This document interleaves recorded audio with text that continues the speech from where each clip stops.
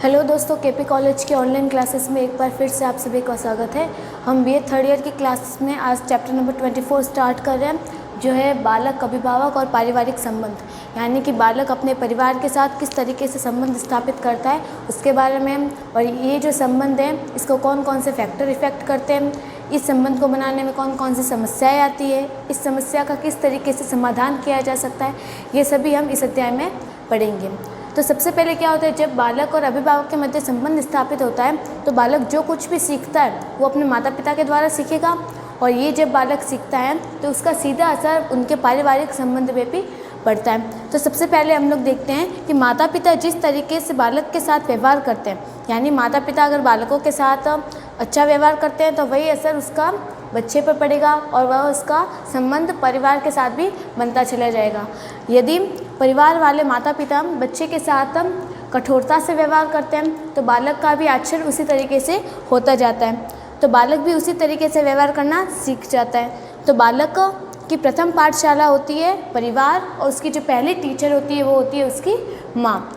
इस घर रूपी पाठशाला में माता रूपी शिक्षिका जो कुछ भी बच्चे को सिखाती है, पढ़ना लिखना बताती है, उसका अमिट छाप बालक के व्यक्तित्व पर पड़ता है। यानी सबसे पहले बालक की जो पाठशाला होती है वह उसका परिवार होता है, उसकी जो पहली टीचर होती है वह होती है उसकी माता। अब इस समय माता अपने बच्चे को जो कुछ भी सिखाएगी, पढ़ना लिखना सिखाएगी, और जो कुछ भी अच्छे गुण उसे प्रदान करती है वह उसके जीवन भर उसके साथ चलते हैं, यानी उसकी पर्सनालिटी में वो सारे गुण दिखाई देते हैं। तो बालक अपने माता पिता को देखकर ही सीखता है, यानी बालक इसके द्वारा सीखता है, अनुकरण के द्वारा सीखता है। वह उन्हीं के अच्छे गुणों को सीखता है तथा बुरे गुणों को त्यागता है। तो बालक अभिभावक के द्वारा क्या सीखता है, अच्छे गुणों को सीख लेगा, और जो बुरे गुण होंगे उनको त्यागता जाएगा, और ये जितने भी गुण बालक सीखता जाएगा उसका सीधा असर उसके संपूर्ण जीवन पर पड़ता है। यानी बालक इस समय जो कुछ भी सीखता है उससे क्या होता है, उसकी पर्सनैलिटी डेवलप हो जाती है, यानी उसके जो व्यक्तित्व होता है वह उसी तरीके का हो जाता है। तो सबसे पहले हम लोग देखते हैं कि बालक और अभिभावक के मध्य ये जो संबंध होता है इसको कौन कौन से फैक्टर इफेक्ट करते हैं, यानी कौन कौन से फैक्टर हैं जिसके द्वारा बालक और अभिभावक का जो रिलेशन है वो या तो अच्छा हो सकता है या फिर बुरा हो सकता है। तो सबसे पहले आएगा अभिभावकों की अभिवृत्तियाँ। अभिभावकों की अभिवृत्तियाँ यानी अभिभावकों की अभिवृत्तियाँ का अर्थ होता है एटीट्यूड, यानी एटीट्यूड ऑफ पेरेंट्स। तो अब यानी अब पेरेंट्स का एटीट्यूड किस तरीके का होगा, यानी वो बच्चों के साथ कठोरता से व्यवहार करते हैं, यानी वो बहुत स्ट्रिक्ट हैं, तो बालक भी वही सीखेगा, और वो क्या हो जाएगा, अपने परिवार से दूर होता जाएगा। कि उसके पेरेंट्स, उसके मन में उसके पेरेंट्स के प्रति कौन सा भाव आएगा कि वह उनसे डरता रहेगा, कुछ भी उनके साथ शेयर नहीं करेगा। इससे बालक और अभिभावक के मध्य जो संबंध होता है उसमें कठोरता आ जाएगी, उसमें थोड़ी दूरियाँ आ जाएगी। तो इसके लिए क्या होना चाहिए, अभिभावकों को बालकों के साथ कठोरता से व्यवहार नहीं करना चाहिए, मधुरता से व्यवहार करना चाहिए, प्यार के साथ व्यवहार करना चाहिए। फिर दूसरा फैक्टर होता है कि बाल पोषण विधियाँ, यानी अभिभावक बालकों को किस प्रकार से उनका पालन पोषण करे, यानी उनको किस तरीके से उनको फैसिलिटी प्रोवाइड करे, उनको सिखाने का तरीका किस तरीके का है, ये सभी व्यवहार भी बालक और अभिभावक के संबंध को प्रभावित करते हैं। फिर उसके बाद है परिवार का आकार, यानी अगर परिवार कैसा है, एकल परिवार है या फिर संयुक्त परिवार है। अगर संयुक्त परिवार होता है, यानी इस समय संयुक्त परिवार में परिवार के सभी लोग मिलजुल कर रहते हैं, यानी परिवार में बहुत सारे लोग हो जाते हैं जिनके साथ बालक कुछ ना कुछ सीखता रहेगा। वही बालक अगर एकल परिवार में, यानी वहाँ पे लोगों की संख्या कम हो गई, परिवार का आकार कम हो गया, और परिवार का आकार कम हो गया तो बालक का जो इंटरेक्शन है वो कम लोगों के साथ होगा, तो वह जितना ज़्यादा लोगों के साथ कम समय में सीख रहा है वही बालक अब कम लोगों के साथ ज़्यादा समय लेगा सीखने में। तो इसका अर्थ क्या हो गया कि अगर लोग ज़्यादा होते हैं तो बालक को जो सीखने की क्षमता होती है वो बढ़ जाती है, उसका ज्ञान बढ़ जाता है। वही जब बालक एकल परिवार में होता है तो उसके सीखने की दर कम हो जाती है, यानी सीखेगा तो वो बहुत कुछ, लेकिन उसका टाइम पीरियड ज़्यादा हो जाएगा। फिर उसके बाद है बच्चे का जन्मक्रम, यानी जब पहला बच्चा होता है तो उसका और पेरेंट्स का जो रिलेशन होता है वो ज़्यादा स्ट्रॉन्ग होता है, किसके कंपैरिजन में, दूसरे और तीसरे बच्चे के कंपैरिजन में। फिर उसके बाद एक परिवार का आर्थिक सामाजिक स्तर, यानी जो पेरेंट्स होता है उनकी जो इकोनॉमिक कंडीशन किस तरीके से होती है, यानी इकोनॉमिक और उनकी सोशल कंडीशन किस तरीके के होते हैं, यानी वो बच्चों को सारी फैसिलिटी प्रोवाइड कर रहे हैं या नहीं कर रहे हैं। अगर जो माता पिता हैं वो अगर वो आर्थिक रूप से कमज़ोर है यानी गरीब परिवार से हैं तो वो अपने बच्चे को सारी सुख सुविधाएं प्रोवाइड नहीं कर पाएंगे, यानी उनको पढ़ने लिखने के लिए मोटिवेट ज़रूर करें, उनको पढ़ा लिखा रहे हैं लेकिन सारी फैसिलिटी उन्हें नहीं दे पा रहे हैं। तो इससे क्या हो जाएगा, बच्चे में क्या आएगी, हीन भावना, क्योंकि वो दूसरे बच्चों को देखेगा तो उसके मन में आएगा कि उसके पेरेंट्स उसे सारी फैसिलिटी प्रोवाइड नहीं कर रहे हैं क्योंकि उसके जो अदर फ्रेंड्स हैं उनके पेरेंट्स उनको फैसिलिटी प्रोवाइड कर रहे हैं, तो उसके मन में हीन भावना आ जाएगी। इससे क्या हो जाएगा, वह अपने पेरेंट्स से दूर होता जाएगा। अगर कोई परिवार है वो आर्थिक रूप से समृद्ध है यानी वो पैसा वाला परिवार है, अमीर घर के लोग हैं, तो उनके जो बच्चे होते हैं उनका उनके पेरेंट्स का जो रिलेशन होता है वो बहुत स्ट्रांग होता है कि उनके कुछ भी कहने से पहले उनके सामने उनकी चीज़ें प्रोवाइड हो जाती हैं, तो ये भी उनके रिलेशन को इफ़ेक्ट करता है। फिर उसके बाद है माता पिता का व्यवसाय, तो ये दोनों चीज़ें एक दूसरे से कनेक्टेड हैं, यानी अगर माता पिता का व्यवसाय अच्छा है यानी अगर कोई माता पिता उच्च वर्ग पे पहुँचे हुए यानी किसी अच्छी पोस्ट पे है तो उसका असर भी बच्चे पे पड़ेगा। और अगर किसी के माता पिता जो है वो साफ सफाई कर्मी हैं या फिर किसी निम्न तबके से बिलोंग करते हैं यानी कि वह कोई निम्न कार्य करते हैं तो उसका असर भी उनके बच्चे पर डायरेक्टली इफ़ेक्ट करता है।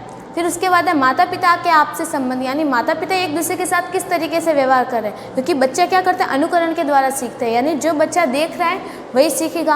अगर बच्चे के माता पिता जो है आपस में लड़ाई झगड़ा करते रहते हैं, एक दूसरे से ढंग से बात नहीं करते, एक दूसरे का सम्मान नहीं करते, उनको रिस्पेक्ट नहीं देते, एक दूसरे की भावनाओं को समझते नहीं हैं, एक दूसरे को अंडरस्टैंड नहीं करते, तो उसका सीधा असर बच्चे पर पड़ेगा और बच्चा भी यही सब सीखता है। लेकिन अगर इसके अपोजिट साइड देखें तो अगर माता पिता के संबंध अच्छे हैं, आपस में मिलजुल कर रहते हैं, लड़ाई झगड़ा नहीं करते, एक दूसरे को पूरा सम्मान देते हैं, एक दूसरे को अंडरस्टैंड करते हैं, तो ये सारे गुण बच्चा सीखेगा। तो इससे क्या हो जाएगा, बालक और अभिभावक यानी जो बच्चा होता है उसके पेरेंट्स के बीच जो रिलेशन हो जाएगा वो बहुत स्ट्रॉन्ग हो जाता है। फिर उसके बाद है बालकों का स्वास्थ्य, यानी अगर बच्चे का स्वास्थ्य उत्तम है यानी वह शारीरिक रूप से स्वस्थ है, मानसिक रूप से स्वस्थ है, बौद्धिक रूप से स्वस्थ है, तो इससे क्या हो जाएगा, वह बहुत एक्टिव रहेगा, हर एक चीज़ में एक्टिव रहेगा। माता पिता उसे जो कुछ भी सिखाएंगे वो माता पिता को जो करते हुए देखेगा बालक भी वह बहुत जल्दी कैच कर लेता है। इससे क्या हो जाएगा, उनकी बॉन्डिंग बहुत स्ट्रांग हो जाती है। फिर उसके बाद आएगा कि बालकों की आयु, यानी बालकों की एज भी डिपेंड करेगी उनके सीखने के लेवल पर, यानी जब बालक छोटा होता है तो वह माता पिता के साथ ज़्यादा कांटेक्ट में आता है। फिर वही बालक जब धीरे धीरे बड़ा होता जाता है तो जब बालक वह बड़ा होता जाएगा तो परिवार से उसकी दूरी हो जाती है और वह दोस्तों के बहुत ज़्यादा नज़दीक आ जाता है। तो इससे क्या हो जाता है, अब उसके पेरेंट्स का क्या हो जाता है, रिलेशन, वो बॉन्ड बहुत वीक होता जाता है। और जब वही बच्चा जब किशोरावस्था में आ जाता है तो वो बहुत अपने पेरेंट्स से दूर हो जाता है, क्योंकि वह सब कुछ बातें अपने पेरेंट्स के साथ शेयर नहीं करता, किसके साथ करता है, अपने फ्रेंड्स के साथ करता है। तो यानी बालकों की जो आयु होती है वह भी उनके और पेरेंट्स के साथ उनके रिलेशन पे डिपेंड करती है। फिर वही बालक जब किशोरावस्था पूर्ण हो जाती है, जब वह गृहस्थ अवस्था में प्रवेश करता है, प्रौढ़ावस्था में जाता है, तो वही बच्चा फिर से अपने पेरेंट्स की ओर जाता है, यानी अपने परिवार में उसका इंटरेस्ट फिर से बढ़ने लगता है, क्योंकि उस समय उसे नॉलेज हो जाता है कि क्या उसके लिए सही है, क्या उसके लिए गलत है, कौन से लोग उसको ज़्यादा सपोर्ट कर सकते हैं। तो उसे इस सभी चीज़ों की नॉलेज हो जाती है, जिससे वो अपने परिवार के साथ उसका रिलेशन बहुत अधिक अच्छा हो जाता है, बहुत स्ट्रांग हो जाता है। फिर है बालकों का बौद्धिक स्तर भी उनके रिलेशन को प्रभावित कर रहा है, यानी बालक का टाइम आने पर अगर मैच्योर हो जाए, कोई जल्दी मैच्योर हो जाता है, कोई बहुत लेट मैच्योर हो जाता है, यानी उनका जो डेवलपमेंट है, उनका मस्तिष्क का जो डेवलपमेंट है वो टाइम से पहले हो जाता है, तो उनमें चीज़ें समझने में बहुत आसानी हो जाती है और वो पेरेंट्स के साथ अच्छे से कोऑर्डिनेट कर पाते हैं, इंटरेक्शन कर पाते हैं। तो यही सभी फैक्टर्स थे जो बालक और उनके पेरेंट्स के साथ के रिलेशन को डिपेंड करते थे। फिर इसके बाद आगे आएगा कि ये जो बालक और अभिभावक के मध्य जो ये रिलेशन है, किसी किसी के मध्य ये रिलेशन अच्छा होता है, किसी के साथ अच्छा नहीं होता है। तो अगर किसी के साथ ये रिलेशन अच्छा नहीं है, किसी के पेरेंट्स और उनके बच्चों के बीच आपस में बनती नहीं है, तो उसके कारण क्या क्या हो सकते हैं, तो वो सारे कारण हम लोग देखेंगे। तो हमारी जो अगली हेडिंग हो जाएगी वो है कि बालक और अभिभावक के मध्य संबंध अच्छे नहीं होने के कारण क्या क्या हो सकते हैं।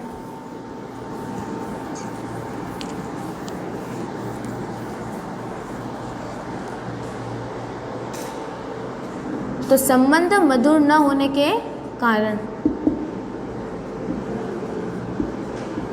मधुर न होने के यानी इतने सारे अपने फैक्टर्स देखें, इतने सारे फैक्टर्स के बाद भी अगर किसी बच्चे उनके पेरेंट्स के मध्य रिलेशन अच्छा नहीं है तो वह किस कारण से हो सकता है? तो सबसे पहला हो जाएगा बालकों का तिरस्कार एवं उपेक्षा करना। यानी अगर कोई पेरेंट्स हैं वो अपने बच्चों को दूसरे के सामने क्या कर रहे हैं? उनका अपमान कर रहे हैं, यानी उनका तिरस्कार कर रहे हैं, उनकी इंसल्ट कर रहे हैं, उनको इग्नोर कर रहे हैं। तो इससे क्या हो जाएगा? बालक के मन में हीन भावना आएगी, वो अपने पेरेंट्स से दूर होता चला जाएगा। यानी बालक का बच्चे को इग्नोर करने पर, उसकी इंसल्ट करने पर भी उसके पेरेंट्स के साथ उसके रिलेशन बहुत ख़राब हो जाते हैं। फिर दूसरा कारण है बालक के लालन पोषण में प्रभुत्वशाली विधि अपनाना। यानी जब बालक का लालन पोषण किया जाता है माता पिता, तो वो क्या करते हैं? बहुत ही सपोर्टिव ना होकर उन पर रौब जमाने वाले होते हैं। तो बालक का लालन पोषण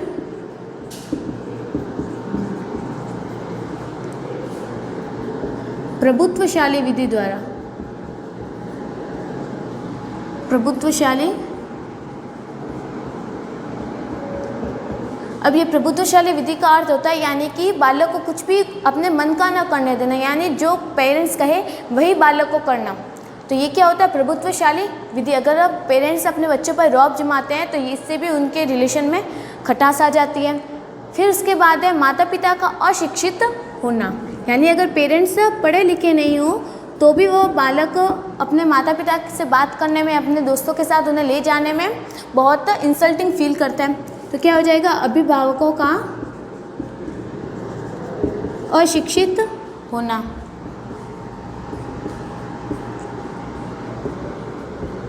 अगर उसके पेरेंट्स पढ़े लिखे नहीं हैं, बच्चे के माता पिता अगर पढ़े लिखे नहीं हैं तो वो क्या करेगा? अपने पेरेंट्स को कहीं पे लेके नहीं जाएगा, उनसे दूरी बना के रखेगा, उन्हें ज़्यादा कुछ बताएगा नहीं।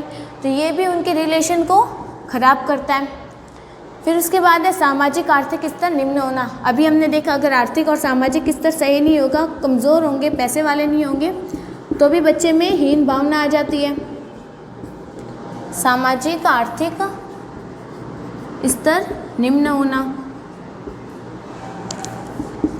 फिर उसके बाद जो अगला कारण हो जाएगा वो है बालकों का बौद्धिक स्तर कम होना। यानी उनमें समझने की क्षमता ही नहीं है, बालक समझने की उनमें स्तर ही नहीं है। इससे क्या हो जाएगा? वो अपने पेरेंट्स के साथ कोऑर्डिनेट नहीं कर पाएगा, उनके फीलिंग्स, उनके इमोशन, उनकी भावनाओं को रिस्पेक्ट नहीं कर पाएगा, उनको समझ नहीं पाएगा। फिर उसके बाद है जो अगला और सबसे मेन कारण है वो है अभिभावक का बहुत अधिक कठोर होना तथा अपने बालकों के प्रत्येक क्रियाविधि पर अनावश्यक हस्तक्षेप करना। यानी अनावश्यक हस्तक्षेप करना, अनावश्यक हस्तक्षेप और अत्यधिक कठोर। बच्चे और माता पिता के संबंध खराब होने का ये सबसे इम्पोर्टेंट कारण है। मतलब पेरेंट्स से ज़रूरत से ज़्यादा ही कठोर हो जाते हैं, बहुत स्ट्रिक्ट हो जाते हैं, उन्हें हर कोई भी काम अपने मन का काम करने में रोक टोक करते हैं। तो इससे क्या हो जाता है? उनके रिलेशन ख़राब हो जाते हैं। तो ये सभी कारण है जिसके द्वारा बालक अभिभावक संबंध बिगड़ते जाते हैं। फिर उसके बाद है कि जब ये इन संबंध को मधुर बनाने के लिए हमें क्या क्या करना चाहिए। यानी हमें कारण पता चल गया, कौन कौन से फैक्टर इनके संबंध को इफेक्ट कर रहे थे, हमने ये देख लिया। लेकिन अब हमें इनमें समाधान क्या करना चाहिए, मतलब क्या करना चाहिए जिससे कि ये संबंध अच्छे होते जाए। तो सबसे पहले करना चाहिए कि बालकों को न तो हमें अधिक लाड प्यार देना चाहिए, न ही उनके अधिक कठोर होना चाहिए। यानी बच्चों को एकदम सामान्य तरीके से उनका लालन पोषण करना चाहिए, ना अत्यधिक कठोर और ना अत्यधिक उन्हें ढील देनी चाहिए।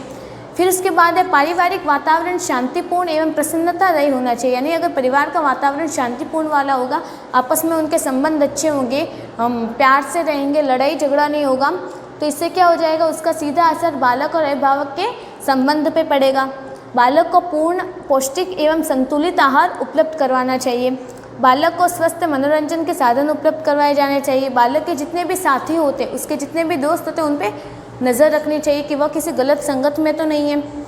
फिर बालक किसी भी कार्य को पूरी तन्मयता से कर रहा है तो उसके कार्य में व्यवधान नहीं डालना चाहिए। यानी अगर बालक किसी कार्य में करने में लीन हो चुका है, वो अपने मन मर्जी का काम कर रहा है और पूरी तत्परता के साथ कर रहा है, पूरे मन लगा कर कर रहा है, तो उसको काम करने में उसे रोक टोक नहीं करनी चाहिए। यानी उसके कार्य करने में उसे बाधा उत्पन्न नहीं करनी चाहिए। इससे क्या हो जाएगा? वह प्रभुत्वशाली विधि के अंतर्गत आ जाएगा, जो क्या बिल्कुल ही गलत विधि है।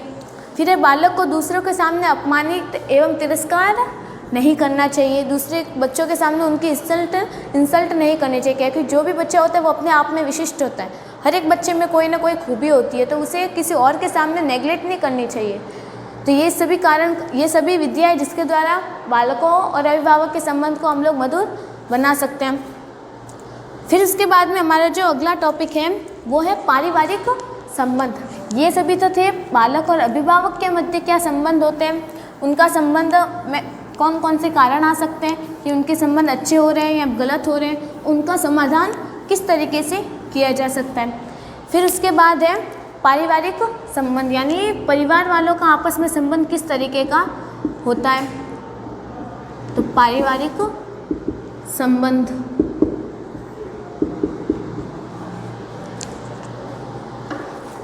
तो इसमें देखते हैं कि बालक का संबंध न केवल माता पिता से होता है बल्कि वह परिवार के दूसरे सदस्य भी उसका संबंध होता है। एक बालक किसी का पुत्र होता है तो किसी का भाई, किसी का भतीजा तो किसी का भांजा और किसी का नाती पोती होता है। अतः बालक जीवन पर्यंत संबंधों के जाल में उलझा रहता है, यानी वह एक बालक का अनेक संबंध होता है, अनेक लोगों के साथ संबंध होता है। तो जब बालक बड़ा हो जाता है तो उसके इन संबंधों में कोई कमी नहीं आती, बल्कि उसके नए संबंध बन जाते हैं तथा बालक नवीन संबंधों के डोर में बनता जाता है। अतः बालक का दूसरे सदस्यों के साथ संबंध ही बालक का पारिवारिक संबंध कहलाता है। तो पारिवारिक संबंध क्या होता है? परिवार के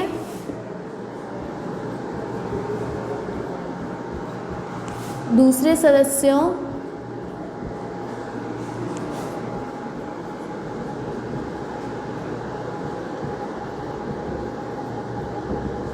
यानी माता पिता के अगर माता पिता के साथ उसका संबंध है तो वह होगा बालक अभिभावक संबंध, और उसके अभिभावक के अलावा दूसरे लोगों के साथ है, दूसरे परिवार के सदस्यों के साथ है, तो वो हो जाएगा पारिवारिक संबंध।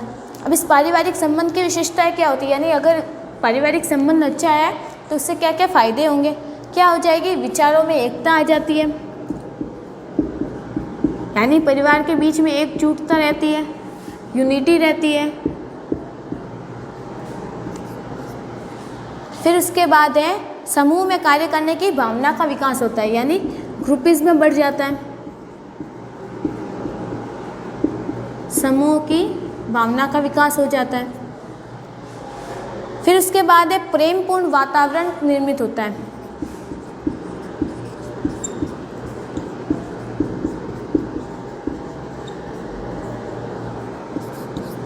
प्रेमपूर्ण वातावरण का निर्माण हो जाता है। परिवार के मुखिया उसका क्या करते हैं? नेतृत्व करते हैं।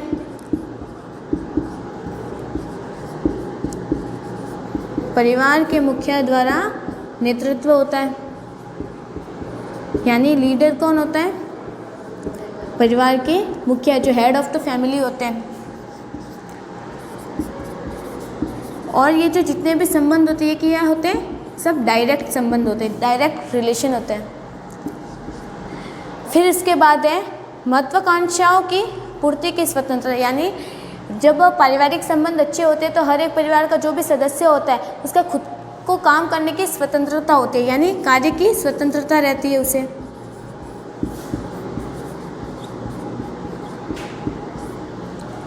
यानी जब बालक का परिवार के दूसरे सदस्यों के साथ जो संबंध होता है वो पारिवारिक संबंध होता है, और इस पारिवारिक संबंध के द्वारा क्या होती है? यूनिटी आती है, ग्रुपिज्म की भावना बढ़ जाती है। वातावरण क्या रहता है? अगर एकता होगी, यूनिटी होगी तो क्या होगा? प्रेमपूर्ण वातावरण होगा, एकदम मधुर व्यवहार होगा। और परिवार का जो मुखिया होता है वो क्या करता है? उस परिवार को लीड करता है। फिर है डायरेक्ट रिलेशंस होते हैं, ये मतलब इनडायरेक्ट नहीं होते, मतलब आमने सामने बातचीत कर सकते हैं ये लोग। उनमें क्या होती है? कार्य की स्वतंत्रता रहती है। फिर ये जो पारिवारिक संबंध है इनमें कौन कौन सी समस्याएं आ सकती है? तो पारिवारिक समस्याएं कई प्रकार की होती है, जैसे परिवार में कभी कभी आर्थिक समस्याएं भी आ सकती हैं, पैसों की कमी हो जाती है, और पति पत्नी के सामंजस्य की समस्या, यानी जो पति पत्नी होते हैं यानी माता पिता जो होते हैं उन दोनों के आपसी संबंध में खटास आ जाती है। फिर विवाह विच्छेद की समस्या, यानी कभी कभी डाइवोर्स की प्रॉब्लम भी आ जाता है, ये भी फैमिली मैटर बन जाता है कभी कभी। फिर उसके बाद पारिवारिक झगड़े भी आ जाते हैं, यानी जो दो भाई बहन होते हैं भाई बहनों के बीच झगड़े हो जाते हैं, भाई भाई में झगड़े हो जाते हैं। फिर उसके बाद है वृद्ध व्यक्तियों की समस्या, यानी जब परिवार का जो बुजुर्ग व्यक्ति होता है, जब वो बहुत अधिक वृद्ध हो जाता है तो कोई भी उसे रखना नहीं चाहता, यानी भाई भाई में उनको रखने के लिए कलेश हो जाता है। ये सभी भी पारिवारिक समस्याओं के अंतर्गत आते हैं। तो ये सभी व्यवहार भी बालक को अभिभावक के संबंध को इफेक्ट करते हैं और पारिवारिक संबंध को इफेक्ट करते हैं। और इसी के साथ हमारा ये जो चैप्टर है, चैप्टर नंबर 24, ये कंप्लीट हो गया। और इसी के साथ हमारा ये जो पेपर फर्स्ट है ये भी कंप्लीट हो गया। अब नए वीडियो में मिलेंगे नए पेपर सेकंड के साथ। तब तक के लिए धन्यवाद।